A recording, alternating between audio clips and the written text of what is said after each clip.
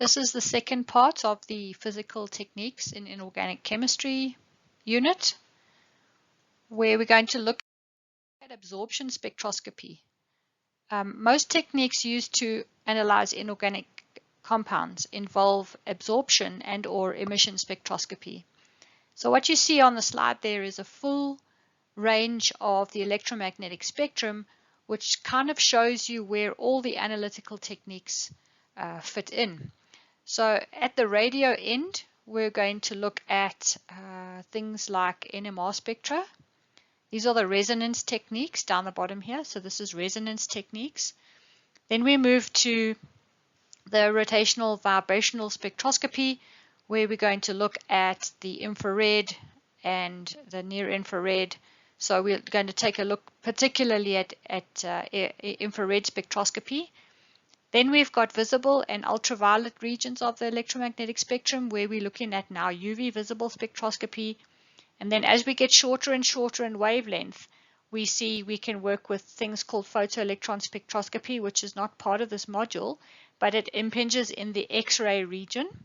And then further down, we see Mossbauer spectroscopy, but we're not going to do that either. But you can see now the wavelengths are exceptionally short, and we're actually in the gamma ray region with Mossbauer spectroscopy.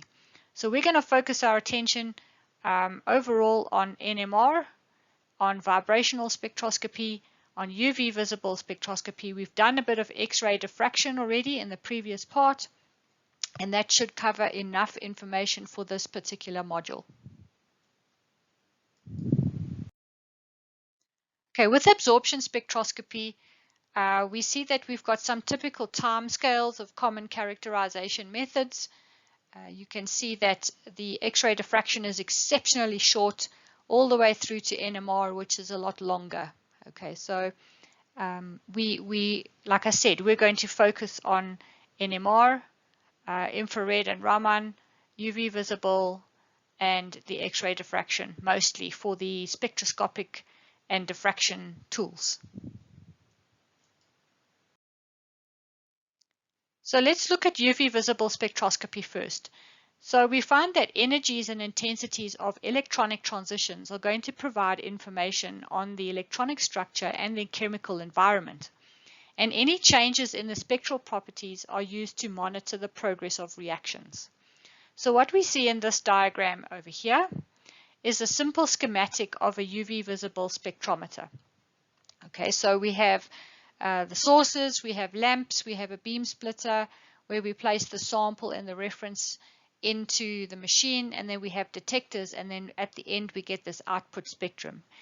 UV visible spectroscopy makes use of the Beer-Lambert law, which basically tells you that absorbance is proportional to molar concentration.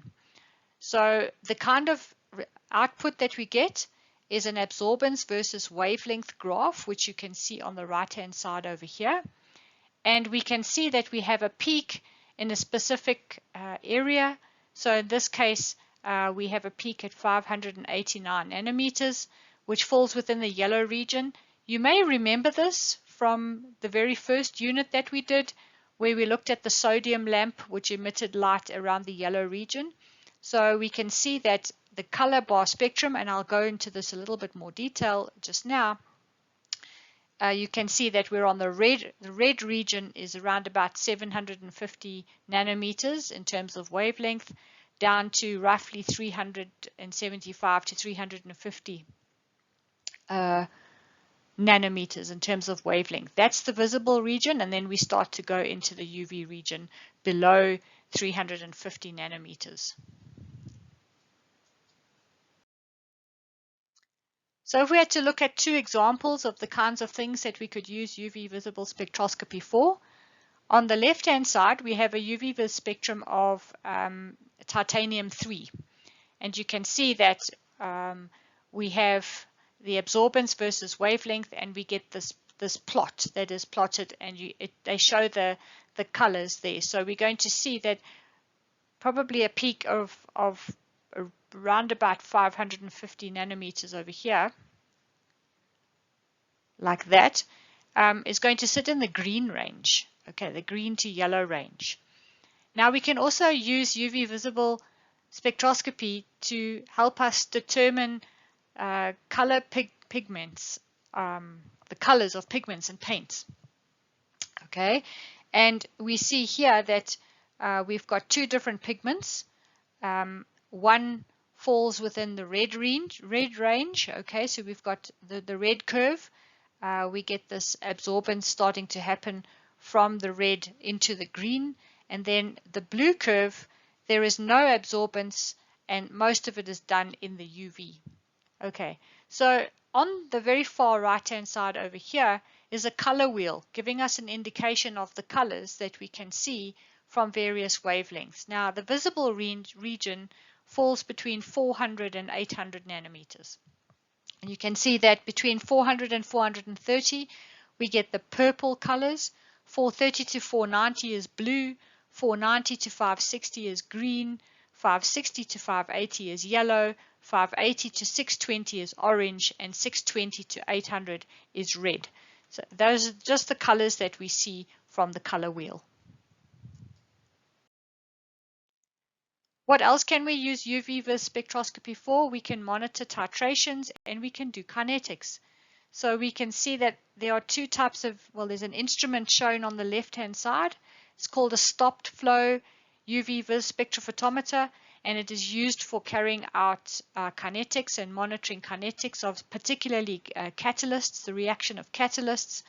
And the kind of result that we get out is shown on the right-hand side over here. So this is a composite UV-vis spectrum, and you'll see that the absorbance increases as the reaction proceeds, which is indicative of peaks increasing. So in the green arrows, you can see those peaks increased, and then the red arrows indicate a decrease in absorbance of those specific peaks.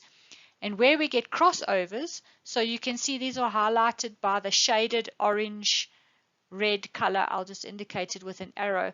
These are called isosbestic points, and we can use the isosbestic points, the absorbance at that particular point, to calculate the rates of reaction for kinetics. We can also look at fluorescence or emission spectroscopy. This obviously involves emitted radiation, usually from visible or the near infrared region, from a compound that has been excited with UV radiation. So we can see at the bottom left-hand side over here, we have an emission spectrum, and we've done emission already in the first unit, so I'm not going to go over that again. And on the right-hand side, this diagram here, we see how the instrument schematic is laid out for an emission spectrometer. Let's move on to infrared and Raman spectroscopy. These are complementary methods. So we might see one type of vibration in the infrared. So infrared and Raman spectroscopy use the fact that molecules can vibrate. And so you will see one type of vibration maybe in the infrared but not in the Raman, or vice versa. It is used to identify functional groups to complete molecular geometry determinations. So basically with these techniques we treat chemical bonds as a harmonic oscillator. And of course we have the energy and we have the harmonic oscillating components, and we can then determine by passing infrared radiation through the sample, we can then see how the molecule can vibrate. Now molecules with n number of atoms will tend to have 3n minus 5 vibrations if they are linear, or 3n minus 6 if they are nonlinear. And a typical output of an infrared spectrum is shown in this diagram here, where we plot transmittance versus wave number, which is the reciprocal of wavelength in centimeters. We can also plot absorbance here. It would just mean that the spectrum would be reversed. So we'd see something like this if I was to draw it out for you. So that is allowed as well. We have some characteristic fundamental frequencies of some common molecular species shown in the table. And we can see that in the wave number range that is given in this table on the right-hand side here, we know that between certain ranges we can pick up certain functional groups that may be present in our compounds that we're analyzing.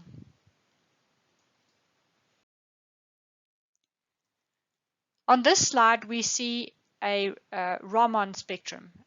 And in this case, what is plotted is the intensity of the radiation versus what's called the Raman shift. Okay, and basically we're interested in looking at the Rayleigh scattering. Now, Rayleigh scattering is scattering of laser light with no change in wavelength.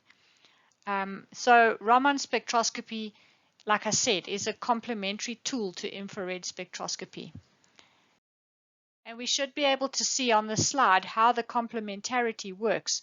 So the top spectrum that you see, the red one, is the infrared spectrum over here, and the bottom spectrum is the Raman. Now you will notice that this peak at 1136 here is similar in the Raman to 1105, which means that this particular vibration is both infrared and Raman active. Okay, now let's have a look at the one that's labeled at 580 wave numbers, this one over here. You will see there's no corresponding peak in the Raman, which means that it's not Raman active. And this is why they are such good techniques to have, because they complement one another.